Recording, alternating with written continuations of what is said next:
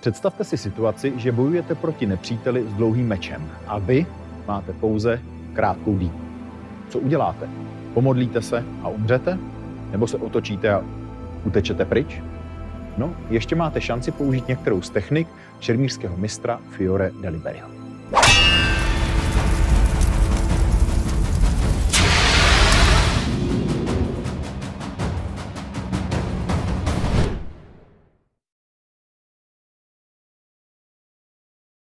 Ahoj, je tady zase Borek a Zdenál s další šermířskou technikou, tentokrát s dýkou proti dlouhému meči. Je to technika, která se nám prvně objevuje v učebnici Fiore de Liberi, což je nějaké 15. století. Co máme nakresleno v této šermířské knize? Máme nakresleno toto.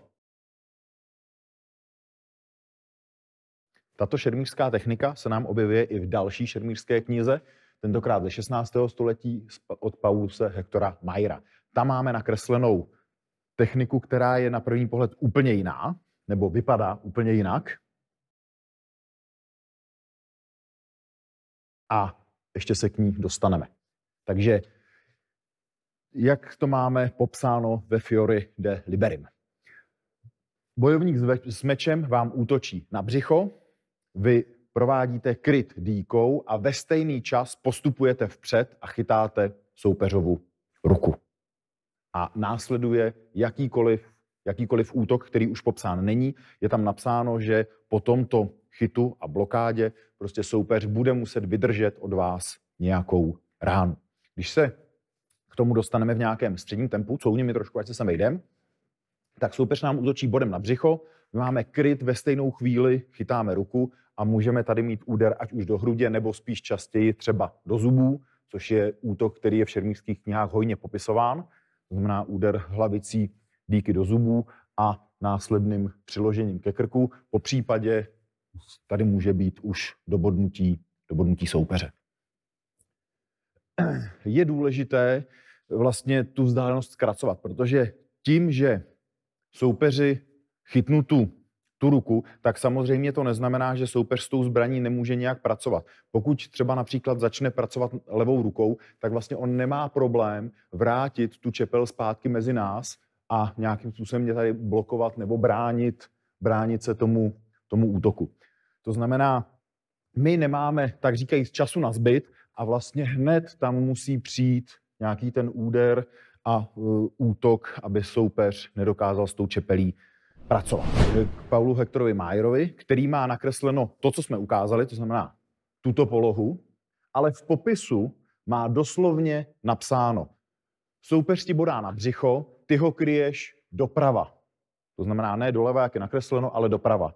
Chytneš ruku, to znamená dostáváme se do toho, co má nakresleno Fiore de Liberi, a pak tady pak má popsáno, vedeme bod zhora do hrdla. To znamená, popsáno má to samé, co Fiore de Liberi, ale na obrázku má úplně jinou věc. Tak ukážeme si to ve středním tempu, tohleto. To znamená zde.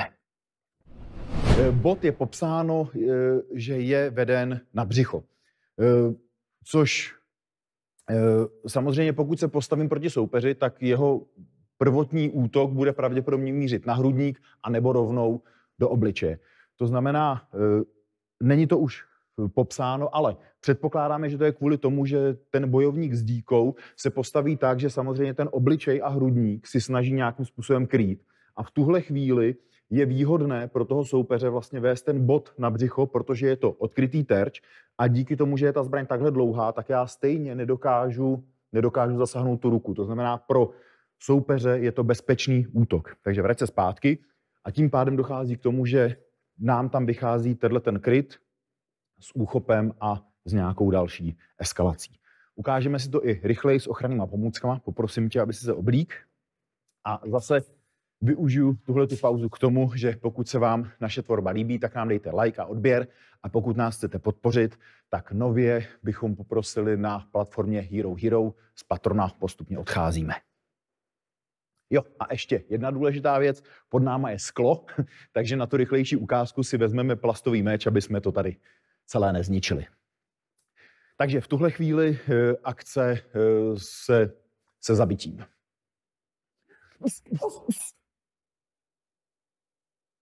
Zde. A druhá možnost, pokud soupeře potřebujeme jenom neodzbrojit, ale pokud soupeře potřebujeme nějakým způsobem dostat živého, tak jedna z možností, ukážeme to nejdřív pomalu, je třeba taková, že se vykryju, první útok nepovedeme sem, ale povedeme ho na tu ruku, to znamená, je tady zásah bodem do ruky, soupeři pravděpodobně padá meč, přiložení díky ke krku a dostání soupeře na zem. Tak ukážeme si tohle taky v nějakým rychlejším středním tempu.